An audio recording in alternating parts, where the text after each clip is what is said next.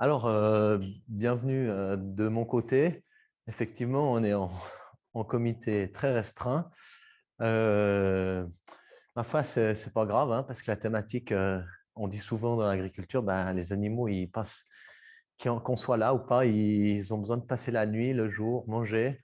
Donc, qu'on soit beaucoup ou pas beaucoup autour d'eux, ils, ils sont là et ils ont besoin d'une certaine attention, même si c'est à distance.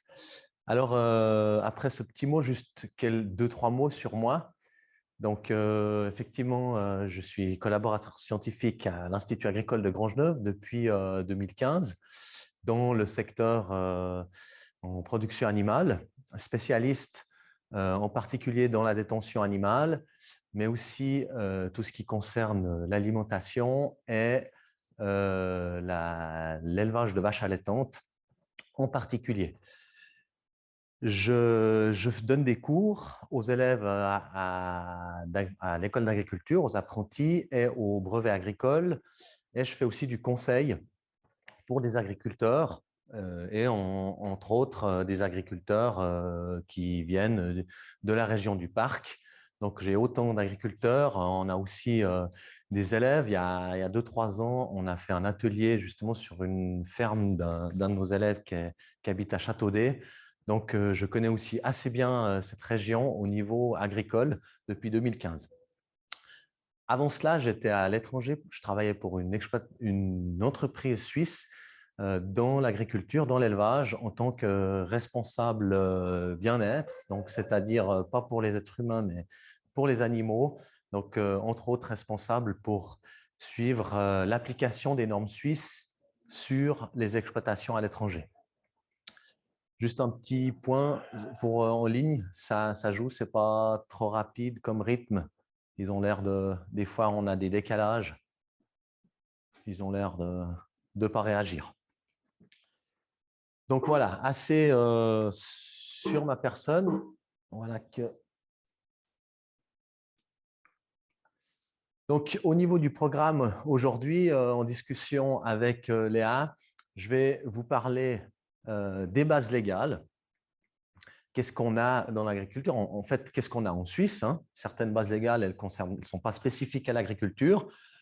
Je vais vous parler ensuite du comportement des animaux d'élevage. Donc, entre autres, voilà, une approche plutôt éthologique de la question. Et on finira sur justement l'évolution des structures entre le comportement, la pratique agricole et les bases légales qui nous, en tant que dans le monde agricole, qui nous font qui nous font appliquer certaines normes. Avec deux, trois points d'introduction comme focus, mais ça en parenthèse. Alors, au niveau du programme, en fait, mon ordre, il est illogique. C'est pour ça que je n'ai pas mis 1, 2, 3, 4, parce que normalement, au niveau éthologique, au niveau de la pratique, on devrait partir plutôt du comportement des animaux, donc de connaître finalement quelles sont leurs caractéristiques, quels sont leurs besoins. Et ensuite, sur ce niveau-là, on va établir un certain nombre une certaine législation qui va nous donner des normes pour assurer que le bien-être, leurs besoins, est couvert. Alors, pourquoi j'ai changé? C'est parce que la thématique des bases légales est un petit peu plus lourde. C'est évidemment du droit, hein. Donc, j'ai dit on passe d'abord là-dessus. C'est quelque chose qui est très important.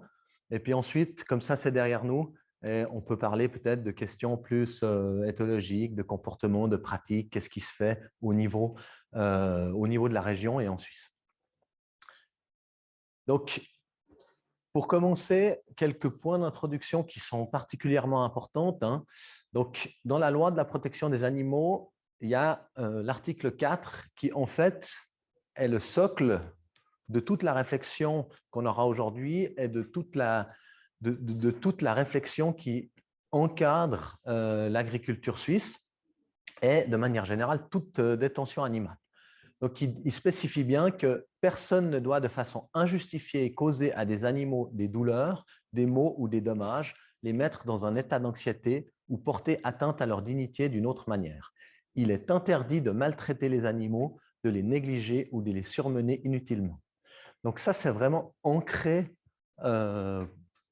dans la loi, c'est extrêmement important en fait pour la question du jour, pour la protection des animaux. Mais si on regarde un petit peu de plus près, il y a 3 choses qui ressortent là-dedans. En fait, il y a l'aspect de la protection. On doit protéger les animaux. On doit bien les traiter. Hein. On doit vraiment éviter tout stress. On ne doit pas les maltraiter. Et l'autre chose, on doit justifier leur utilisation. Donc, pourquoi dans la thématique de l'agriculture, et ça, c'est extrêmement important. Donc, c'est vraiment ce côté, voilà, on ne peut pas surmener l'animal inutilement, on doit justifier sur la base d'un certain nombre de critères qui sont spécifiés ensuite dans toutes les normes et les directives techniques. Et comment définir la dignité? Alors, c'est une très bonne question. On a après d'autres aspects là-dedans. On a des aspects qui sont tout à fait clairs. Hein. Ne pas causer des douleurs et des maux, en général, on arrive assez rapidement à démontrer ce qui cause des douleurs et des maux. Par contre, quand on parle de dignité, c'est quelque chose qui est beaucoup plus abstrait. Alors, on ne va pas faire la définition de la dignité, mais peut-être plutôt garder à l'esprit que là derrière, ce n'est pas simplement une phrase qui a été mise une fois par un pouce-crayon, comme on dit des fois dans le jargon agricole à Berne. C'est vraiment quelque chose qui a été façonné à travers plusieurs décennies, plusieurs siècles de réflexion de notre rapport à l'animal. Donc, on pourrait discuter, mais le mot dignité n'a pas été mis là par hasard. Donc, c'est vraiment quelque chose qui est extrêmement important où il y a un grand chemin là derrière. Hein. C'est la même chose pour l'anxiété. Est-ce qu'on peut voir qu'une vache est anxieuse? Elles ont toujours l'air anxieuses. Alors, elles n'ont jamais l'air tellement heureuses, oui. même si elles le sont. Alors, effectivement, de nouveau, ouais. Donc là, il y a eu 2 questions qui ont été mises hein, pour les personnes qui nous suivent en ligne. C'est comment est-ce qu'on définit la dignité, mais aussi l'état d'anxiété. Donc, effectivement, donc j'y ai répondu en partie hein, déjà. De nouveau, il ne s'agit pas ce soir de remettre ça. Mais la discussion, par contre, cette discussion qu'on engage juste maintenant, elle est extrêmement intéressante. Elle nous occupe, mais toute la société. Et c'est une question en elle-même. Et j'ai envie de dire, actuellement, c'est une question où on a besoin de beaucoup d'outils pour la discuter. Qu'est-ce qu'il s'agit? Il y a beaucoup de scientifiques, il y a des éthologues, il y a des philosophes, etc. Il y a beaucoup de gens là derrière qui ont réfléchi à cette question. Je propose… La loi, elle date de quelle année? Alors, la loi de la LPA, je ne peux pas vous dire en tête. Il y a 50 ans, on ne parle pas de dignité. Alors, justement, la question pour les gens en ligne, après, je viendrai juste, on avait convenu avec Léa, ce que j'ai prévu des moments de pause, parce qu'en gros, sur chaque slide, on peut s'arrêter des heures, voire des jours entiers. L'idée, c'était vraiment juste de replacer le débat, et ça, c'est vraiment le point de départ. La question, pour ceux qui nous étaient en ligne, la 3e question, c'était quand a été faite la loi sur la protection des animaux. Donc, je ne l'ai plus par cœur, hein, elle est de toute façon réactualisée. Juste un petit aspect historique, en termes de bien-être animal, quand on discute, en tout cas dans le monde agricole, dans les recherches que j'ai faites, en Europe, en gros, on est arrivé là, c'est à peu près un siècle, voire un peu plus de temps d'histoire, où on peut même retrouver des origines un petit peu sur certains philosophes du XVIIIe siècle sur une approche à la nature. Jusqu'à la fin du XVIIIe siècle, la nature, c'était quelque chose de très dangereux. Les animaux, ils étaient vraiment à l'extérieur. C'était une question de survie. Et c'est au XVIIIe, XIXe siècle qu'on a, avec le naturalisme, avec les peintres aussi, qui ont donné une autre approche à la nature et qu'on va retrouver dans l'agriculture au début du XXe siècle avec des gens comme Albert Schweitzer, comme Steiner, le fondateur de l'agriculture biologique, qui ont commencé à réfléchir sur notre rapport à l'animal de façon vraiment beaucoup plus spécifique. Et ensuite, ben voilà, à travers le XXe siècle, on est arrivé petit à petit à cette législation. Donc, deuxième point d'introduction, deuxième approche, c'est de dire, ben, effectivement, ça n'a pas 200 ans, mais la thématique du bien-être, on n'est pas la première génération à s'en occuper. Et pour ça, ben, j'ai pris un petit passage dans un livre qui a été écrit en 1943, donc en pleine guerre, mais dans le Jura. Donc, ils étaient un petit peu plus tranquilles que l'autre côté de la frontière, par le directeur de l'école d'agriculture du canton du Jura, si je ne me trompe pas à l'époque, et qui dit, je vous lis le passage par rapport à la détention des jeunisses, qui dit que la température des étables en hiver ne doit pas être trop élevée, 10 à 13 degrés suffisent largement. Une bonne aération, l'abreuvage en plein air par n'importe quel temps. L'installation de parcs dans lesquels les animaux peuvent s'ébattre permettent l'endurcissement et la conservation de la santé du jeune bétail. Des essais ont montré que les jeunisses qui avaient le parcours libre en hiver préféraient rester plutôt dehors que dans l'écurie, même par les plus gros froids. Un poil épais et dru protège les bêtes des intempéries. La faible quantité de fourrage utilisée en plus est largement compensée par une santé plus robuste et une longévité prolongée. Donc là, on est vraiment en plein dans ce rapport homme-animal, bien-être, mais pour essayer d'avoir des animaux en bonne santé. Donc à ce moment-là, cette question de la santé est très présente. Et la santé, c'est, si ce n'est pas le critère numéro un des critères les plus importants en termes de bien-être animal. D'autres exemples, on voit, là, c'est un petit peu plus vieux, en 1983, la pâture est une fontaine de jouvence pour les animaux, etc. On parle des onglons, de la santé des onglons, important pour avoir une usure naturelle. Donc, on a aussi une photo, là, donc ça date du même livre, Paix du soir sur l'Alpe, l'herbe était savoureuse. Alors, ce qui est intéressant, ce que j'aime assez bien dans ces livres un peu plus anciens sur l'élevage, sur les animaux, on trouve un vocabulaire beaucoup plus lyrique. Et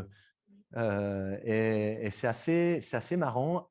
Et en fait, on remarque que plus on a avancé, plus on a défini ce qu'était le bien-être animal, plus maintenant on connaît beaucoup plus les besoins spécifiques. Par contre, on est devenu beaucoup plus scientifique dans nos énoncés. Les dernières publications sur le bien-être animal sont parfois fastidieuses à lire puisqu'il s'agit de termes très techniques. Voilà la petite anecdote. Ensuite, troisième point d'accroche, beaucoup plus schématique. Ça, c'est très important par rapport au monde agricole, c'est qu'on a, dans la question du bien-être animal, en fait, trois acteurs, trois points qui sont véritablement importants. C'est d'abord, évidemment, l'animal, sur des critères de santé, comme je vous ai dit, le bien-être en lui-même, et aussi sur la question de la production, puisqu'on est vraiment sur des animaux d'élevage, des animaux de rente. Donc, qu'est-ce que l'animal va produire? Quelle est sa fonction dans ce système? Ensuite, on a vraiment l'éleveur qui, lui, a un premier souci de revenu, de gagne-pain. Il doit réfléchir à l'organisation de son travail. Comment est-ce qu'il va organiser ses journées pour, d'un côté, assurer le bien-être, la santé de l'animal, mais aussi pour ne pas finir toujours à 11 heures du soir. Et le troisième point que j'ai fait ressortir, alors c'est évidemment quelque chose de schématique, c'est la sécurité.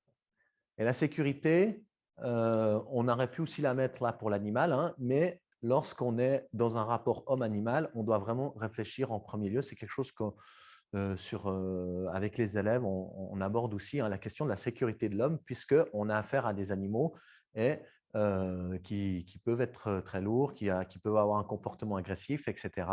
Et c'est clair que certaines fois, on va privilégier ou on va mettre un certain poids sur la sécurité par rapport à un certain animal, un animal, peut-être une espèce, mais parfois c'est certains animaux d'une espèce, d'une ferme qu'on devra contraindre ou bien mettre à part à cause des questions de sécurité. On reviendra un petit peu là-dessus, sur cet aspect de sécurité. Et puis le troisième facteur, hein, du coup, ce n'est pas un acteur en lui-même, c'est vraiment le bâtiment, donc, qui lui doit être durable dans le temps, hein, parce qu'il a souvent un certain coût très important et doit assurer un bon climat et avoir une certaine flexibilité pour évoluer à travers le temps. Donc là, de nouveau, très schématique, donc je ne vais pas revenir là-dessus, mais c'est pour bien comprendre ce triangle entre animal, éleveur et bâtiment. Il y a quelque chose qui est absent là-dedans, c'est le pâturage à l'extérieur, mais on peut le mettre finalement sur le point animal avec les sorties, etc. Alors, est-ce qu'il y a des questions là sur ces 2-3 points d'introduction? Alors, je pars sur le prochain point, donc c'est les bases légales. Alors, il y en a énormément qui concernent l'agriculture. Il y en a toute une liste. Toutes ces bases légales se trouvent aujourd'hui sur Internet en libre accès, accessibles en tout temps. Et évidemment, on va voir qu'il y en a toute une partie qui concerne la détention des animaux.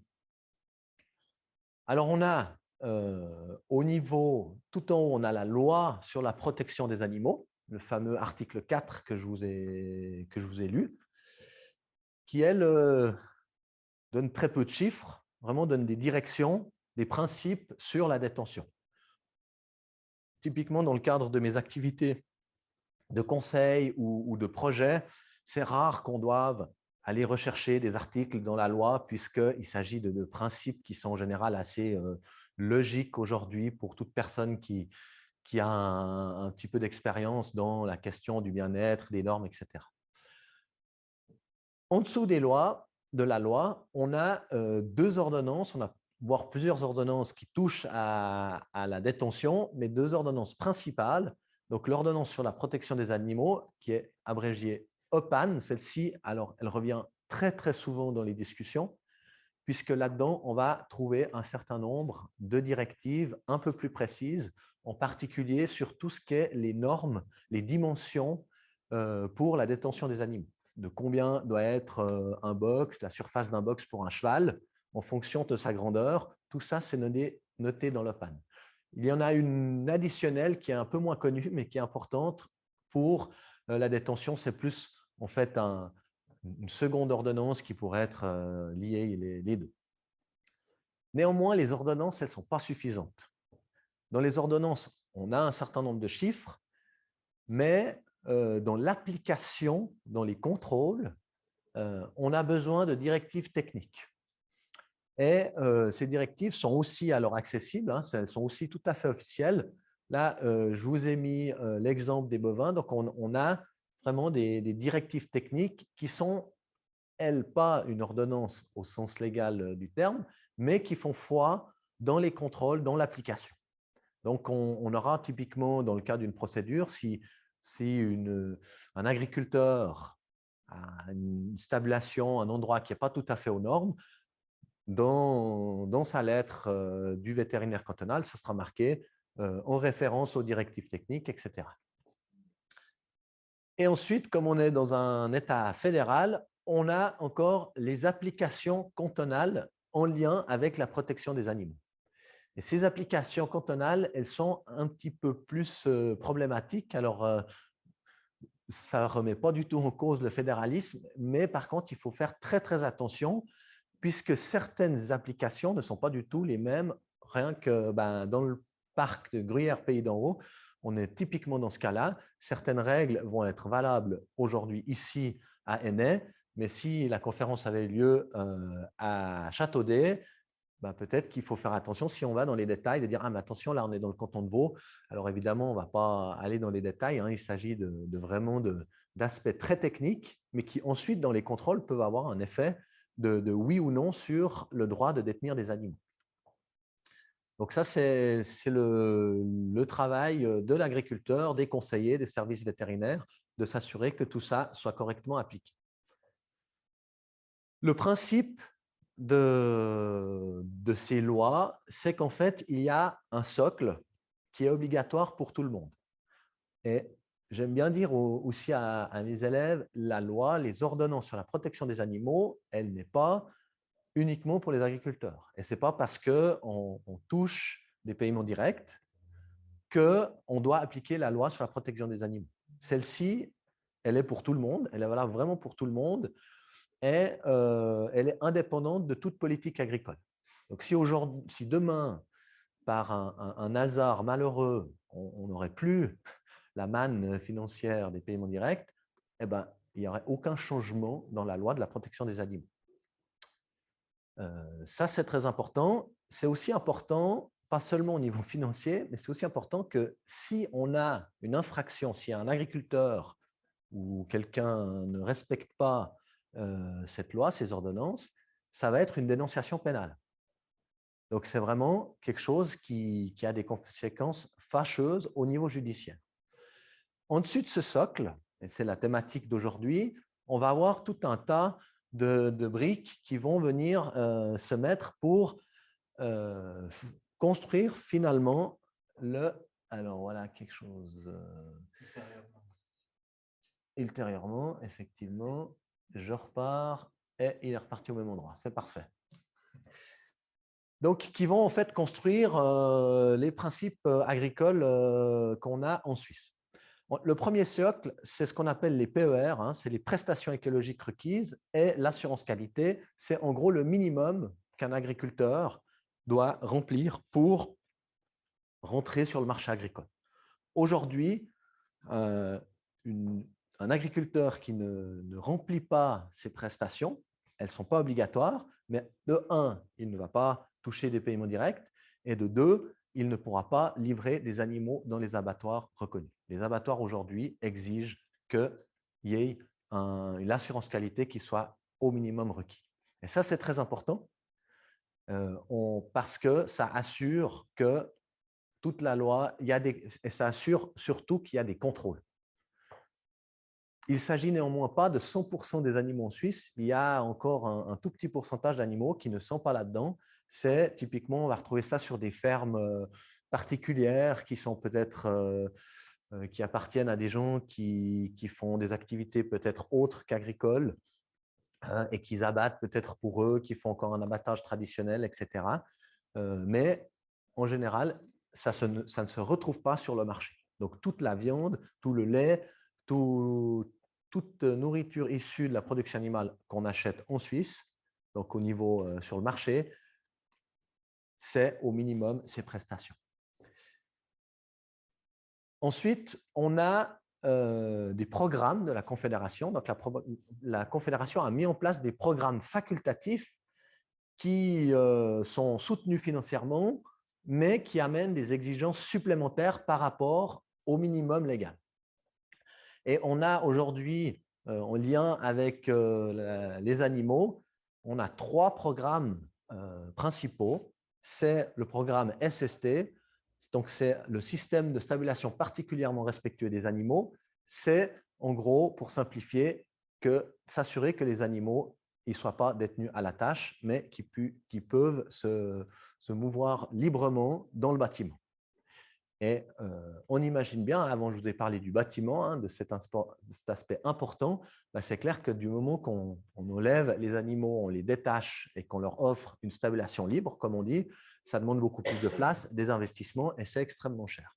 Pour ça, il y a un soutien financier. L'autre programme qui est très important, qui est beaucoup discuté aujourd'hui et qui est mis en avant aussi par beaucoup de marques, en particulier dans l'industrie laitière, c'est la SRPA, les sorties régulières en plein air qui exigent un certain nombre de sorties par année. Pour être exact, 26 sorties mensuelles par mois pendant la période de végétation et 13 sorties mensuelles par mois en hiver.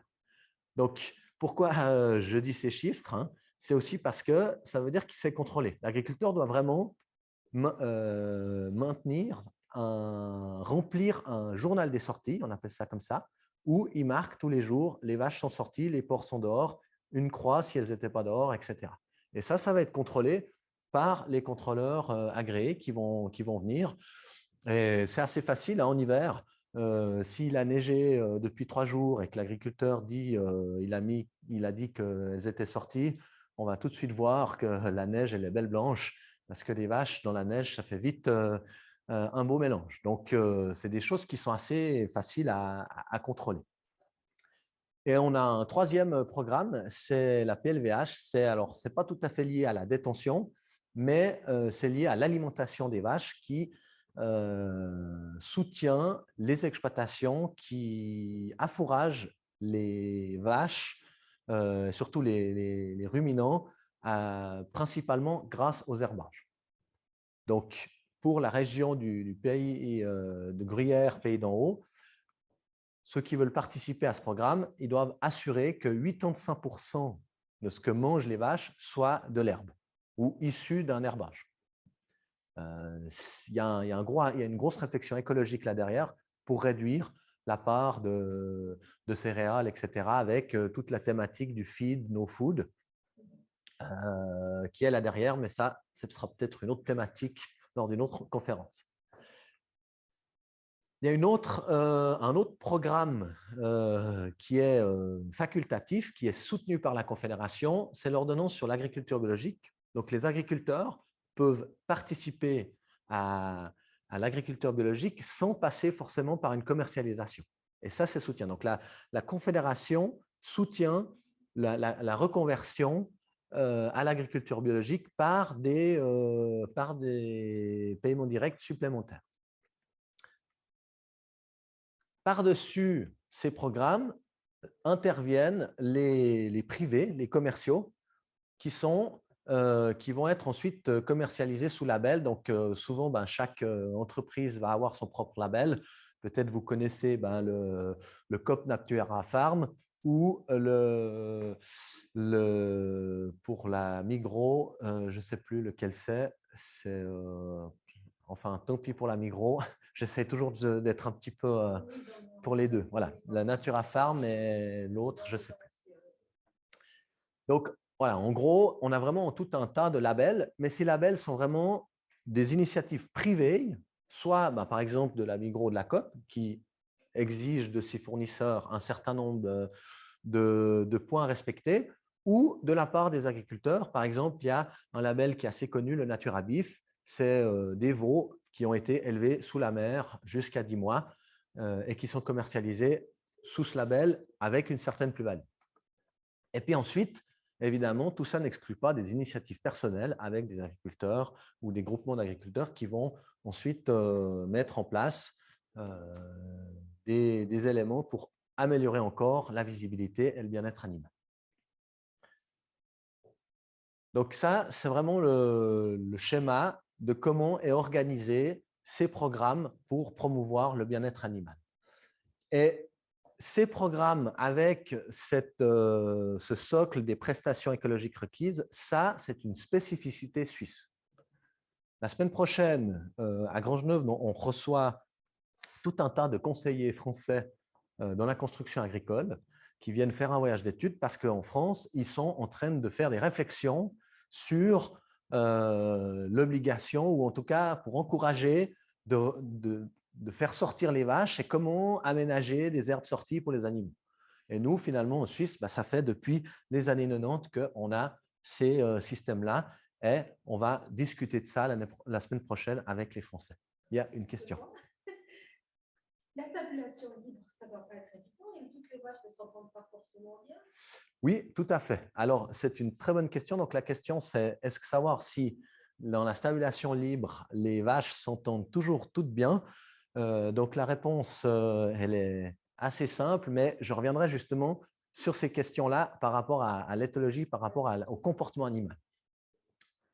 Mais ce n'est pas encore une obligation d'avoir une stabulation libre. Environ 20 à 25% des exploitations en Suisse sont encore entravées, et en particulier dans les zones de montagne, à cause de ce fameux, je ne vais pas revenir en arrière, de ce fameux bâtiment qui coûte extrêmement cher. C'est des grandes surfaces. Et de l'autre côté, finalement, en montagne, une vache, elle passe tout l'été, le printemps sur les pâturages. Donc, on a aussi de toute façon un bon équilibre entre une vache qui peut correctement se mouvoir sur l'année. Oui. C'est quand même évident que les animaux, ils ont envie d'être dehors. C'est quand même les animaux, c'est pas des êtres humains. Les animaux, ils sont quand même faits pour vivre dehors. Alors, on reviendra sur cette question par rapport au comportement, puisqu'on parle vraiment des animaux d'élevage. Et il faut avoir un certain nombre de choses à l'esprit. On a aussi dit le but d'animal de rente, c'est que l'agriculteur puisse en vivre. Et à l'exemple du lapin, un lapin dans la nature, on est à 95% de mortalité avant l'âge adulte. Dans un élevage, on est à 95% de taux de survie jusqu'à l'âge adulte, ou en tout cas jusqu'à l'âge d'utilisation. Donc, c'est clair que si on impose les conditions naturelles pour l'élevage du lapin, eh ben, on n'en fait plus. On dit… Les lapins, ce n'était pas forcément des espèces naturelles. Alors, tous les animaux ont été à un moment donné au niveau naturel et ont été domestiqués. Après, c'est une très bonne remarque, mais plutôt dans le sens que le processus de domestication a conduit à un certain nombre d'effets. Je vais essayer d'avancer un tout petit peu plus vite. Alors, AQ, maintenant au niveau illustratif, on a parlé du socle. Donc, assurance qualité, si on prend l'exemple des porcs, c'est s'assurer que les porcs aient suffisamment de place, ils aient une aire qui ne soit pas en caillebotis, c'est-à-dire qui ne soit pas perforée. Avant, c'était autorisé d'avoir des porcs 100% sur sol perforé, mais vous voyez qu'en termes d'infrastructure, c'est vraiment le minimum. Le système SST, lui, c'est vraiment, on va, pour les porcs, imposer l'utilisation de la paille. Donc, on devra pailler l'aire de vie des animaux pour qu'ils puissent un peu plus se battre. Le système SST, pour les vaches, c'est vraiment cette stabulation libre où les vaches ne sont plus attachées.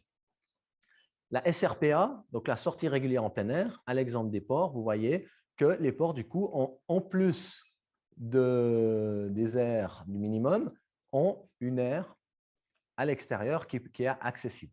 Donc, ils peuvent aller librement à l'extérieur.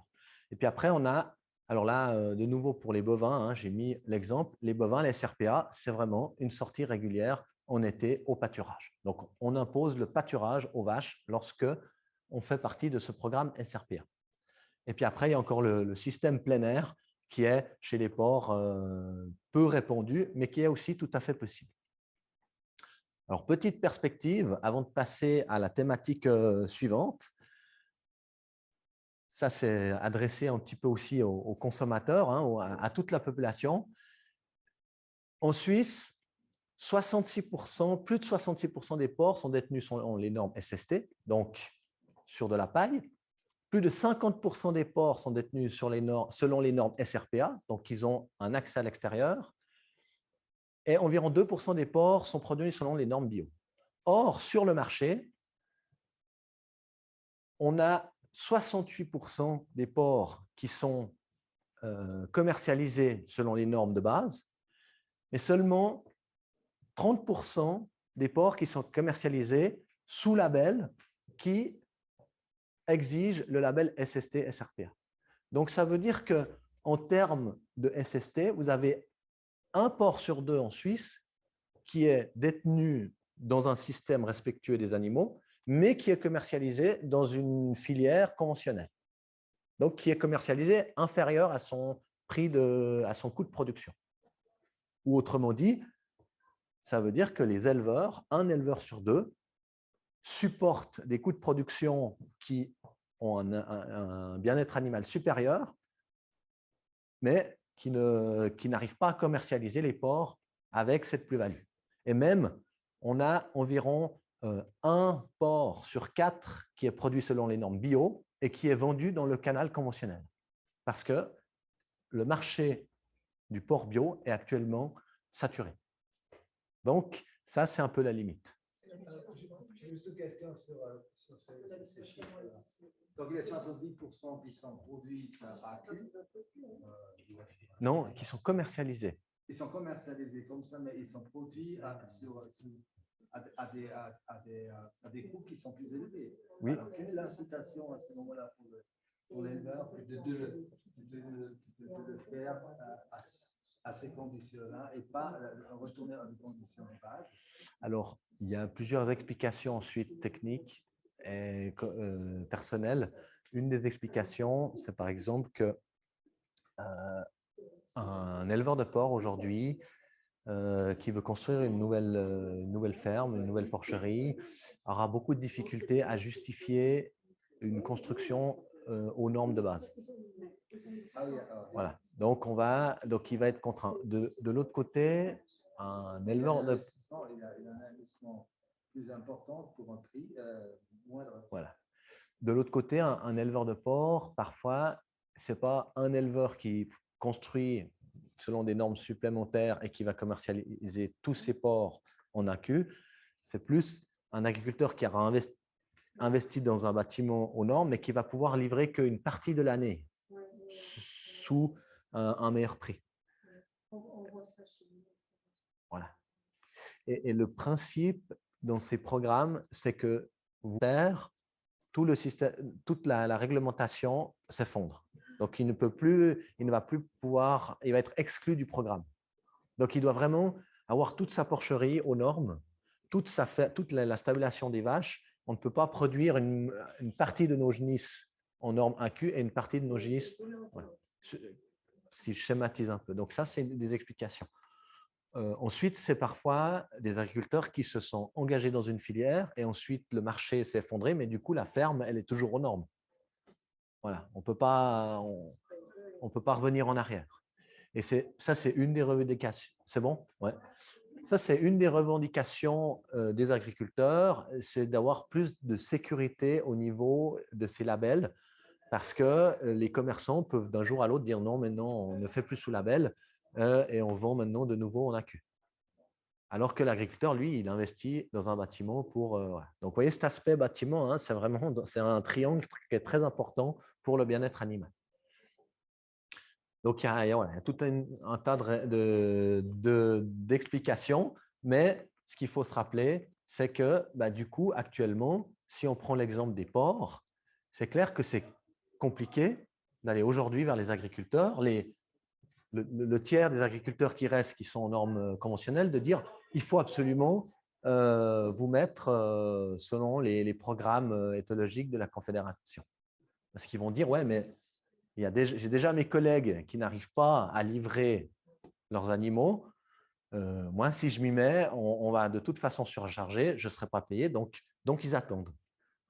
Et on a, même en bio, voilà, on a une augmentation très, très légère de la consommation de porc bio, ce qui freine certaines améliorations en termes de bien-être. Pourquoi vous avez dit que le marché bio est saturé? C'est-à-dire qu'il stagne. Actuellement, il stagne. J'ai refait le tableau pour ce soir. En 2016-2017, on était à 1%. Maintenant, on est à 1,5%. Mais aujourd'hui, il y a plus d'agriculteurs ces dernières années qui se sont reconvertis à l'agriculture biologique que de parts de marché qui se sont libérées. Donc, si vous voulez, alors là, je lance peut-être une fleur aux agriculteurs, on est d'accord, mais en disant que, en fait, les agriculteurs, d'une certaine manière, là, on a une filière chez le porc qui avance plus vite que le consommateur. C'est un petit peu ça le message. Mais c'est clair que ça freine, le marché freine cette évolution positive. Hein. C'est positif qu'il y a déjà 2/3 des éleveurs qui mettent encore plus de soins à détenir leurs bêtes. Est-ce qu'il n'y a pas un manque d'information?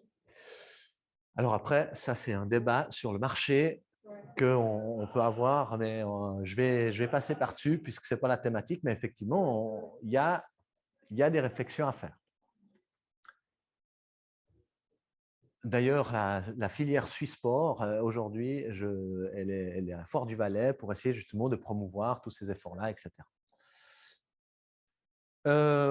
Donc maintenant, on a passé l'aspect légal Et on va revenir aux fondamentaux, qui est vraiment les animaux, à l'exemple des bovins. Alors, quelles sont les caractéristiques des bovins qui font que leur comportement il est ce qu'il est et qui vont influencer, qui vont contraindre un certain nombre de choix? Autrement dit, l'agriculteur, c'est extrêmement important qu'il connaisse ces caractéristiques pour pouvoir travailler au mieux avec l'animal. Et première caractéristique des bovins, qui est extrêmement importante, c'est que c'est un animal grégaire, c'est-à-dire qu'il va vraiment rester en troupeau. Où est-ce qu'on retrouve ça dans la loi? Les bovins ne peuvent pas être détenus seuls. Vous devez avoir au minimum 2 animaux ensemble. Du moment qu'une vache va se retrouver seule, elle va être stressée parce que c'est un animal grégaire, contrairement aux chiens pour qui ça ne va pas trop poser de problème. Les bovins, ils ont une hiérarchie de dominance avec apparition de vaches meneuses. Qu'est-ce que ça veut dire ça? Ça veut dire que vous avez toujours à la tête d'un troupeau, vous avez une vache qui domine, qui est vraiment la chef, qui ne décide pas, mais qui est la chef. Et vous en avez régulièrement une autre qui est la meneuse, qui est en fait la leader, mais qui n'est pas forcément celle qui domine les autres. Et pour avoir expérimenté ça moi-même, on a vraiment des animaux qui font la loi, mais qui ne mènent pas du tout le troupeau, qui ne s'occupent, qui ne décident rien du tout. Et ça s'explique un petit peu à la façon imagée. C'est l'exemple du crocodile. Si on a très soif tous ensemble dans la salle et il y a 3 sources d'eau, et il y en a 2 où il y a des crocodiles et une où il n'y a pas de crocodile. Ben, si vous êtes le plus fort de la salle, vous laissez les autres aller. Et puis ensuite, vous regardez où est-ce qu'il n'y a pas de crocodile et vous allez, puis vous prenez la bouteille des mains du plus faible. Donc, quand vous êtes le plus fort, vous n'avez pas besoin de mener parce que vous pouvez toujours faire place quand vous arrivez.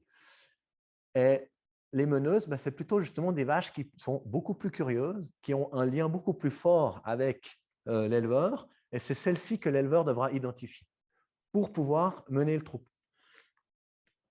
Et ces vaches-là sont extrêmement importantes pour l'éleveur parce que celles-ci, elles connaissent les chemins, elles savent quand c'est les heures de traite, elles savent quand c'est l'heure de passer d'un champ à l'autre. C'est celles qui vont ramener le troupeau vers les points d'eau lorsqu'ils sont dans les pâturages. Donc, on a vraiment ces vaches meneuses. Et en fait, les dominantes, ça arrive assez souvent en fait qu'elles sont très craintives.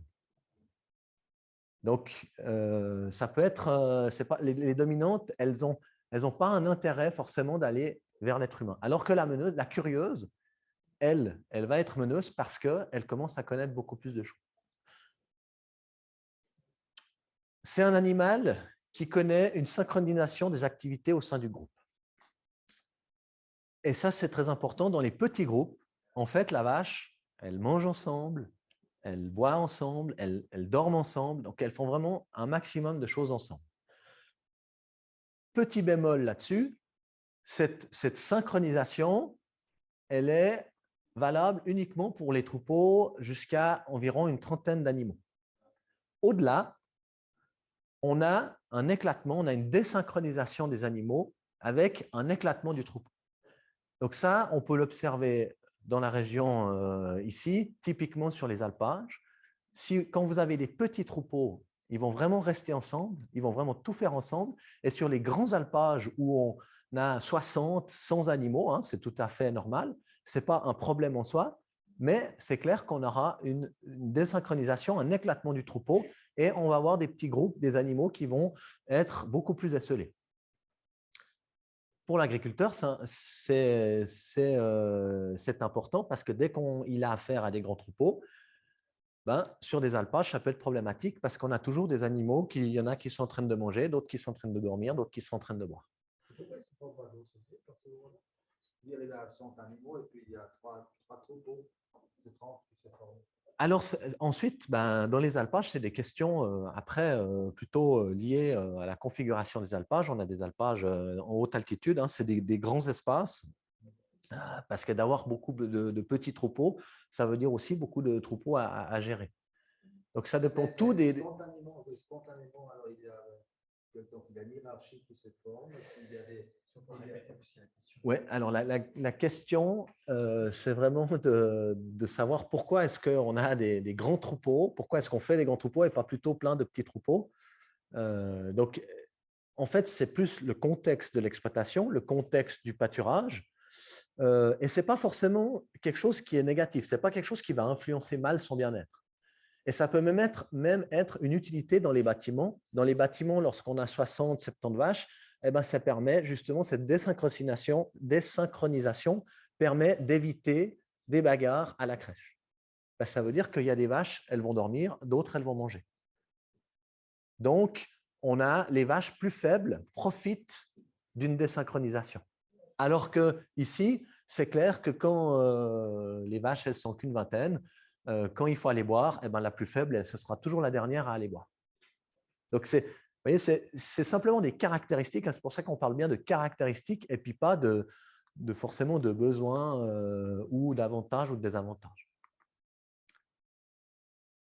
Une autre caractéristique, c'est un instinct maternel qui est plus ou moins développé. Donc, de nouveau, on peut avoir des animaux qui ont un instinct maternel peu développé, comme la plupart des vaches laitières, qui sont tout à fait indépendantes, et des races allaitantes qui, elles, ben là, on a typiquement le cas d'une photo qui a été prise avec une vache allaitante, donc une race qui est pour la viande, mais qui garde son veau, qui est beaucoup plus alerte. Et là, avec une observation de l'animal, de l'homme, attention, qu'est-ce que je vais faire? Et c'est pour ça, c'est un grand message qu'on fait souvent pour les citoyens. Hein. Lorsqu'on a des vaches allaitantes, dès qu'on voit des veaux dans un troupeau sur un pâturage, c'est très important de contourner le troupeau puisqu'on a affaire à des animaux qui ont un instinct maternel beaucoup plus prononcé. Alors que des vaches laitières, des genisses laitières, elles seront beaucoup moins protectrices du groupe. On a affaire à des ruminants. Donc, pourquoi là-dedans, pourquoi c'est très important par rapport au bien-être, c'est qu'il leur faut beaucoup de repos aux bovins. Donc, on doit aménager une ferme et dans le conseil, en général, on va beaucoup faire de réflexion sur comment augmenter le temps où la vache est au repos. Donc, quand vous voyez les vaches qui attendent debout, etc., en fait, c'est quelque chose que l'agriculteur il cherche à éviter. Il va vraiment chercher à augmenter le plus possible le temps de repos pour que l'animal puisse vraiment ruminer. Et c'est lorsque la vache rumine qu'en fait, elle produit du lait.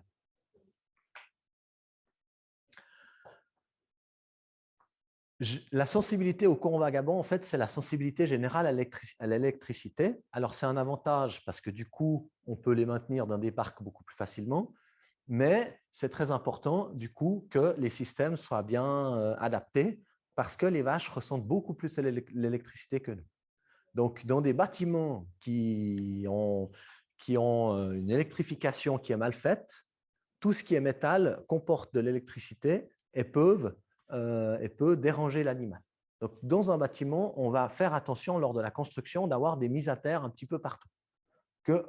On n'aura peut-être pas ici. Nous, on ne ressent pas l'électricité, mais la vache, elle ressent beaucoup plus cette électricité. Et les bovins sont très sensibles aux perturbations. Donc, chaque dérangement, chaque changement sur une exploitation apporte un stress. Et là, je vais vous montrer justement cette sensibilité aux perturbations, c'est l'importance du rapport humain-animal lorsqu'on travaille dans l'agriculture. Et ça, c'est de manière générale, c'est valable pour toutes les espèces. Ce rapport-là, il est extrêmement important. Là, c'est une vidéo de 2 éleveurs français qui ont développé une méthode pour apprivoiser les bovins. Et ce n'est pas seulement quelque chose qui est pour les petites exploitations. En fait, c'est aussi très important pour les exploitations qui ont 100 ou 150 animaux, parce que quand vous avez 150 animaux, vous avez souvent aussi du personnel. Et donc, ce personnel doit travailler, change. Donc, si vos animaux ne sont pas habitués, sont stressés, c'est là qu'on a des problèmes de sécurité, des accidents. Là, on a affaire à un animal qui est jeune, qui n'a jamais été attaché, et grâce à sa méthode de travail avec l'animal, vous voyez, il le tient à peine, et l'animal, il est entouré de personnes et il est tout à fait calme et ne cherche pas à fuir, n'est pas tendu sur ses pattes. Donc, c'est des méthodes qui nous permettent, qu'on appelle en France, en français, l'éthologie appliquée, pour essayer d'apprivoiser et de faire en sorte que les animaux restent le plus calmes possible. Parce qu'un animal stressé, c'est aussi un animal qui va fuir, qui peut être dangereux, et c'est un animal qui ne va pas grandir. C'est aussi important dans les critères parce que, alors ça, ce n'est pas du scientifique, mais c'est des retours de terrain. Quand on a une dizaine de jeunisses, de jeunes animaux bovins, on dit qu'à peu près 60% sont calmes, sont habitués à l'homme de manière naturelle. Donc, vont naturellement être calmes, pas trop stressés, ça va aller sans trop de problèmes. Et sur les 40%, sur 4 jeunisses, vont être craintives à l'homme, vont être stressées, vont être nerveuses lorsque elles grandissent et puis qu'elles ne sont pas habituées. Et en fait, sur ces 4 jeunisses, 3, en fait, c'est uniquement une question d'habitude à l'homme, de travail avec l'animal, de rapport humain-animal qu'on peut déceler typiquement avec une méthode que ces 2 éleveurs français ont développée pour réhabituer ces animaux à l'homme. Et ça permet aussi d'identifier le 10% des animaux qui ont, alors est-ce que c'est une génétique, qui ont un comportement en fait qui est beaucoup trop nerveux. Et du coup, c'est des animaux on ne va pas garder pour l'élevage. Parce que si on ne fait pas attention, si on ne fait pas attention à ce critère-là, on va multiplier ces animaux et à un moment, on a 10% d'animaux nerveux et au bout de 2-3 générations, si on n'a pas fait ce travail-là, on a la moitié du troupeau qui est nerveux et qui pourrait poser ensuite des problèmes. Autre caractéristique qui est importante, c'est que les bovins, ils sont vraiment capables d'emmagasiner des réserves corporelles, c'est-à-dire qu'ils sont capables de produire de la graisse de couverture, et une vache laitière peut avoir un poids qui varie de plus de 100 kg sur une année. Donc, elle peut mettre 100 kg et reperdre 100 kg en termes de couverture graisseuse. Alors, pourquoi c'est important? Déjà, c'est important pour savoir qu'une vache qui maigrit, ça ne veut pas forcément dire une vache qui est en mauvaise santé. Donc, quand on voit des vaches qui sont maigres, en fait, c'est peut-être qu'elles sont justement dans la phase où elles ont mobilisé ces réserves et ensuite, elles vont reconstituer ces réserves. D'ailleurs, c'est même des caractéristiques qui ont donné lieu à des méthodes d'appréciation pour savoir est-ce que ma vache, maintenant, elle est maigre, mais finalement, on est dans une période où elles sont toutes maigres, donc c'est OK. Ah, mais non, normalement, maintenant, elles devraient plutôt reconstituer ses réserves, elles devraient être un petit peu plus en état. Donc, pourquoi elles ont cette caractéristique? Ça, c'est assez facile biologiquement, c'est qu'elles n'ont pas un frigo dans la nature où elles peuvent aller chercher leur coca.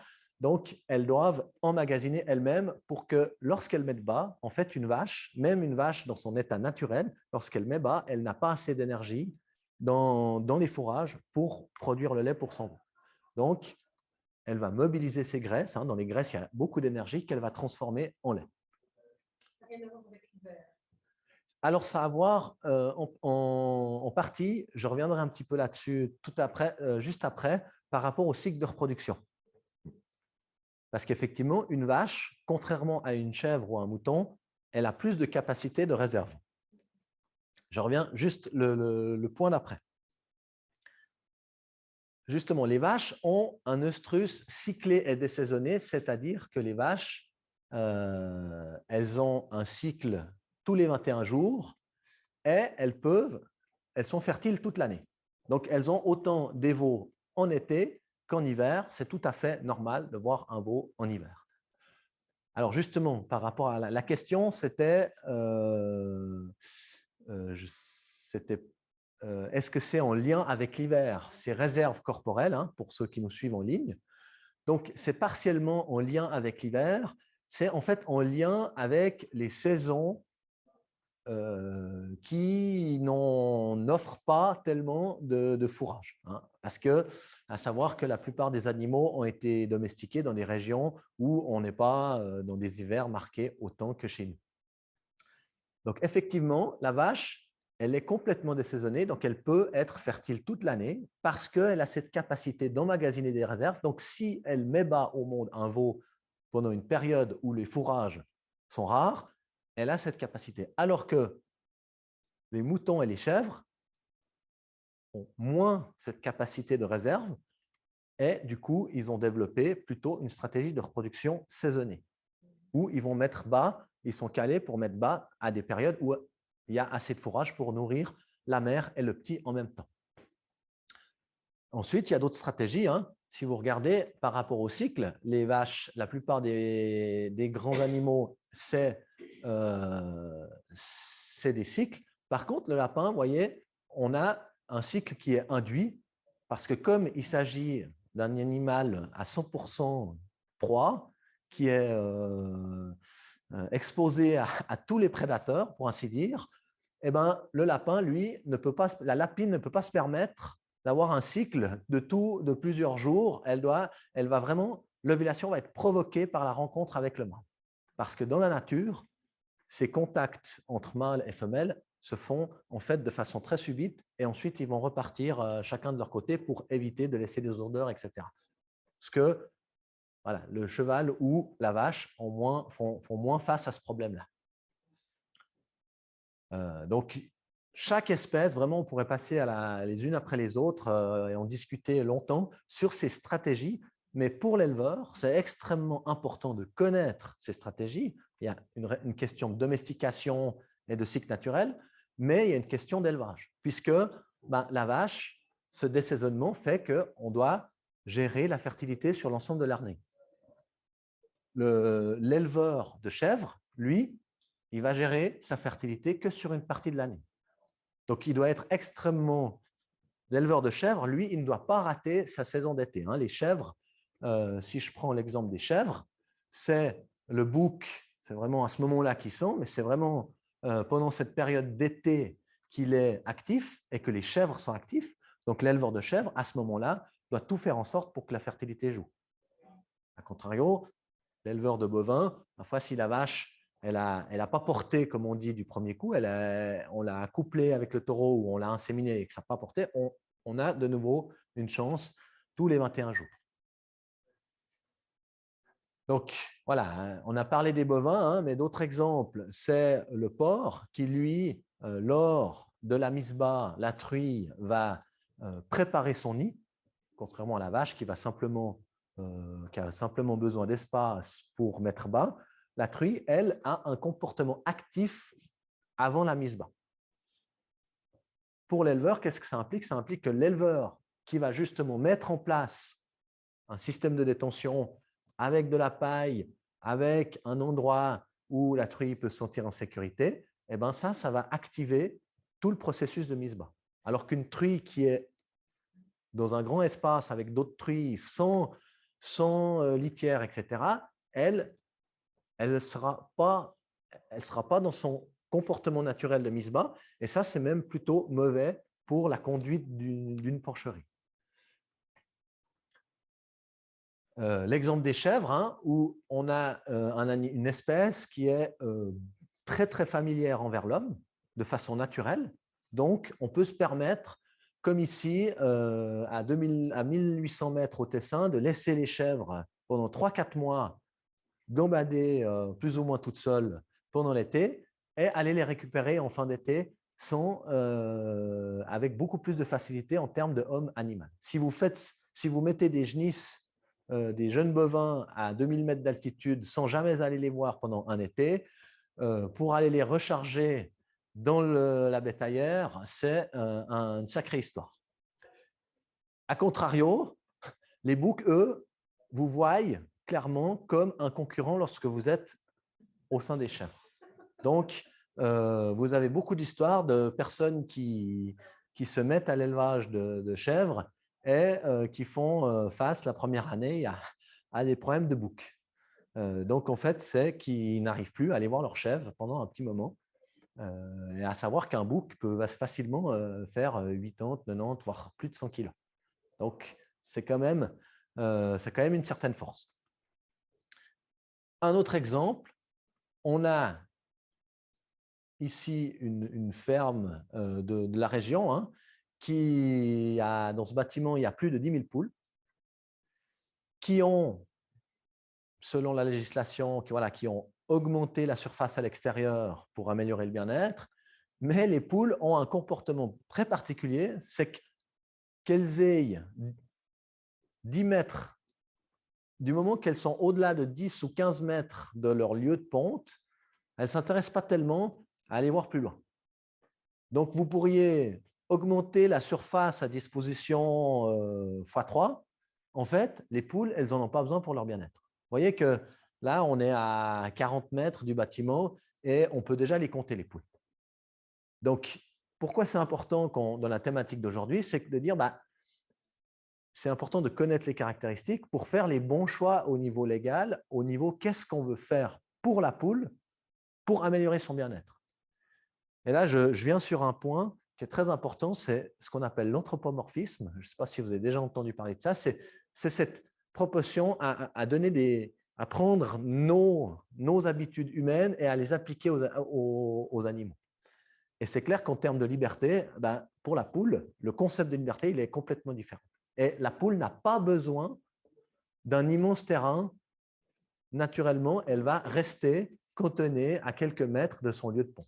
Donc, c'est beaucoup plus important d'essayer d'améliorer les conditions à l'intérieur du bâtiment pour la poule que finalement de lui laisser plus de liberté. Vous lui laissez plus de liberté, ça fait très bien dans les journaux, mais ensuite, elle ne s'en préoccupe pas.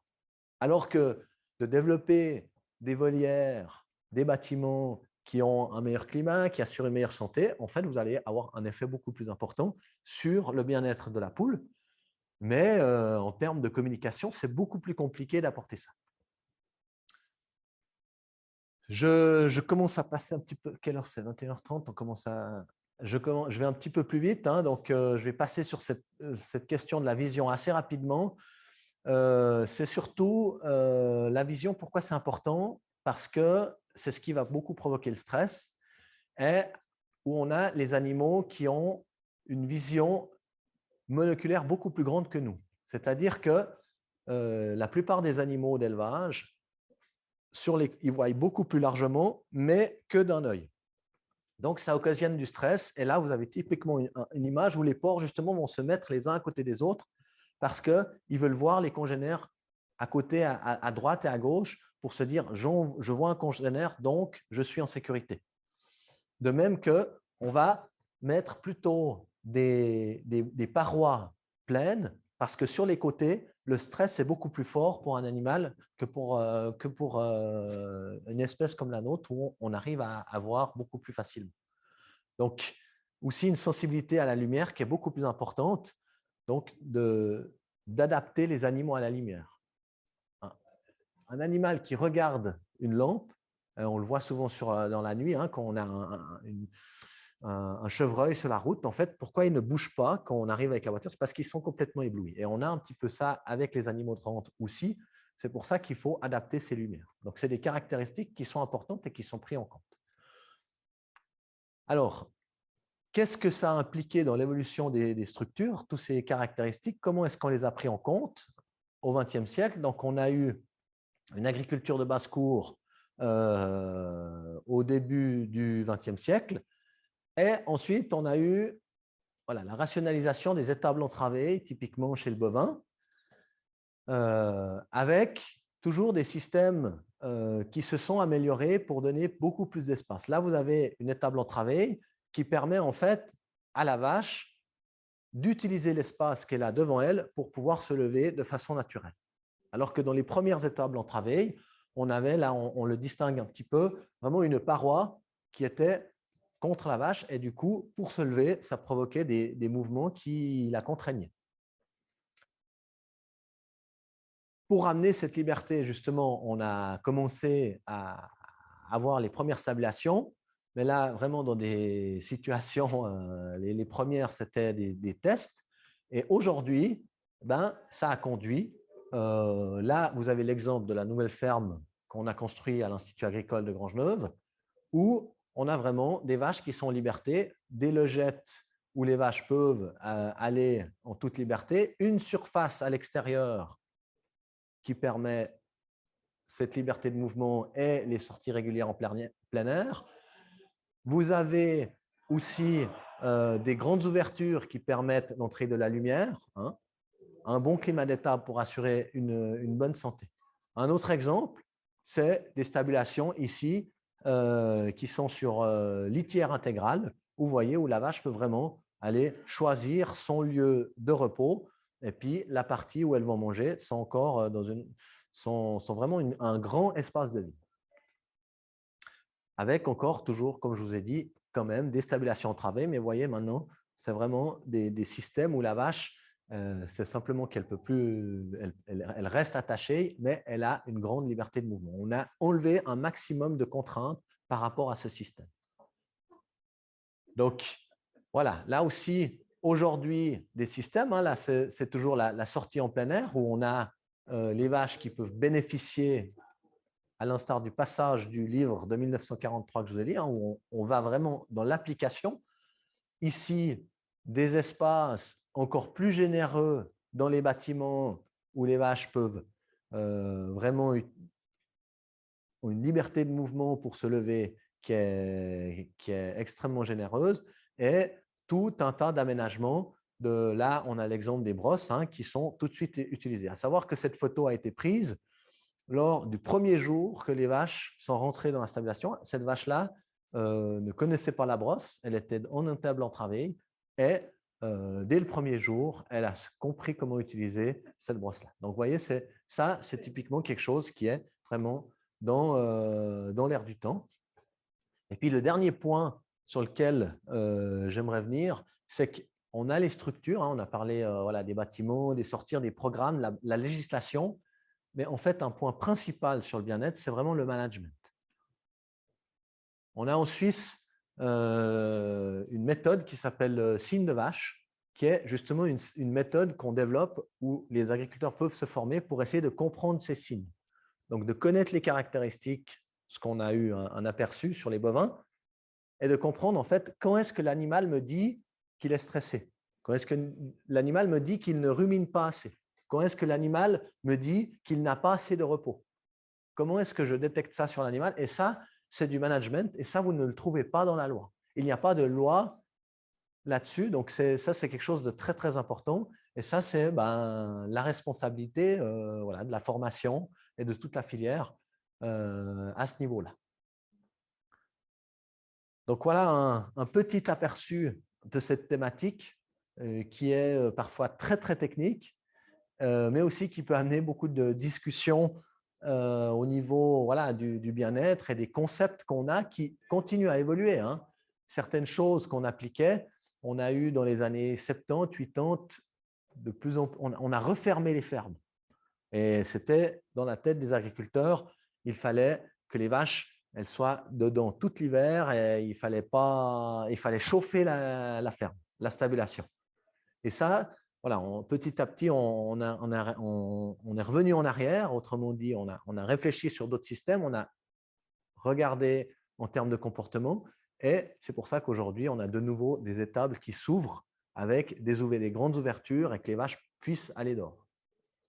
Donc, c'est un processus qui est en fait pas du tout fini, cette thématique. Si on la refait dans 5 ou 10 ans, peut-être je vais vous dire, ah, mais là, je vous avais dit des bêtises, ce n'est pas comme ça qu'en fait, il faut faire.